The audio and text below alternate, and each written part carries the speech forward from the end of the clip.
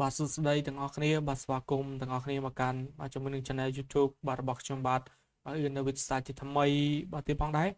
បាទនៅក្នុងថ្ងៃនេះបាទខ្ញុំបាទនឹងនាំអារម្មណ៍បាទអ្នកទាំងអស់គ្នាបាទមិនទាន់ទៅដល់ឆ្ងាយពី Windows Server ទេបាទគឺយើងនៅតែជាមួយនឹង Windows Server 2022ប៉ុន្តែបាទនៅក្នុងថ្ងៃនេះយើងនឹងធ្វើការ hosting បាទជាមួយនឹង domain បាទដែលបាទហោះចេញពី Windows Server 2022អញ្ចឹងជា double របស់យើងគឺធ្វើការចូលមកកាន់ tool របស់យើងមកបាទចាំតិចបាទរៀងកុំកៀងណាបាទកុំកៀងអធិស្ឋានអូនេះបាទបើមកយើងចូលមកកាន់ DNS របស់យើងបាទអញ្ចឹងរងចាំតិចទៅបាទ DNS យើងកំពុងតែធ្វើការដើរហើយដោយសារតែវារៀងកៀងនេះអធិស្ឋានបងប្អូនគ្នាផងណាបាទកុំព្យូទ័រខ្ញុំរៀងចង់ទៅលេងឋានប្រអិនហើយមើលទៅបាទអធិស្ឋានបងប្អូនគ្នាបាទចាំតិចចាំអីហើយមកលេងដើរហើយមកសុំម្ដងទៀតណាបាទបោកច្រើនដងពេកទៅវាអាចនឹងមកកន្លែងនេះច្រើនអញ្ចឹងយើងបាទរងចាំបន្តិចទៅវាបាទបញ្ចេញបាទរដ្ឋាបាទអំណាចមកលើហើយបាទនេះគាត់កំពុងតែគេងហោមកពីមែននេះបាទយើងបិទមួយមកបាទយើងបោកតែមួយមែនអញ្ចឹងនេះបាទយើងបើសិនដំបូងឃើញចេះយើងបើកមកបាទមានបាទនេះគឺ domain របស់យើងដែលបានខ្ញុំបានបង្កើតហើយណាអញ្ចឹងឆ្ងល់ថាបង្កើតធ្វើម៉េចបាទយើងមកស្ដាំទៅលើ forward lookup zone មកបាទយើងចុចនេះមកបាទយើងចុច next ទៀតមកបាទយក primary zone បាទយើងចុច next បាទឥឡូវយើង next បាទយើងដាក់មកទៀតហើយខ្ញុំដាក់ up.com មកយើងបង្កើត domain ថ្មីហ្នឹងទៅបាទ next បាទកន្លែងនេះបាទយើងអាច research មើលបានទាំងអស់ហ្នឹង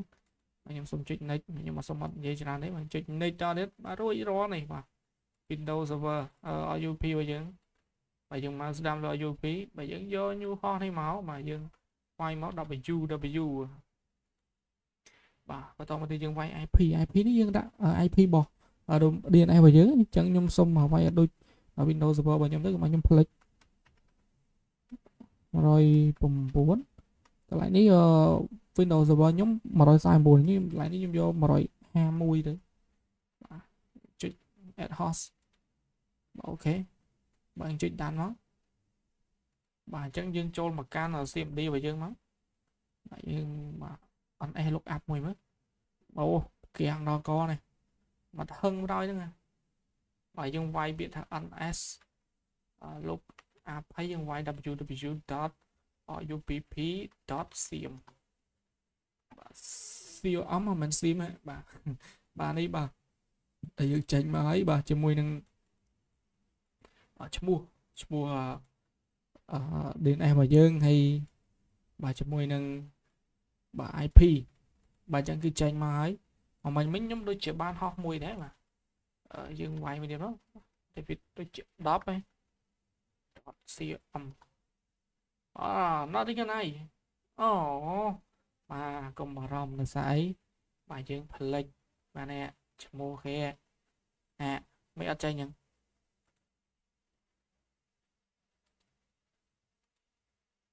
ខ្ញុំមកតន់ហោះហ្នឹងអូមិញវាគៀងទាំងអស់គ្នាអញ្ចឹងវាអត់ជាប់បាទយើងចុចមក109.150យ៉ាងនេះហើយតា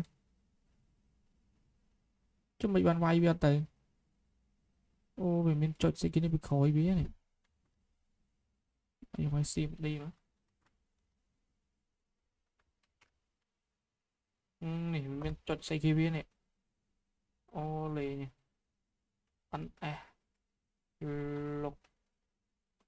up បាទជំរឿបាយជាវាបញ្ហាមកពីអាចចុចស្អីគេហ្នឹងនេះតដាក់ចុចចេះបានរកឃើញលុបប្រេះហើយបាទអញ្ចឹងអរគុណច្រើនមែនទែនសម្រាប់ការបាទទស្សនាជាមួយនឹងវីដេអូនេះអញ្ចឹង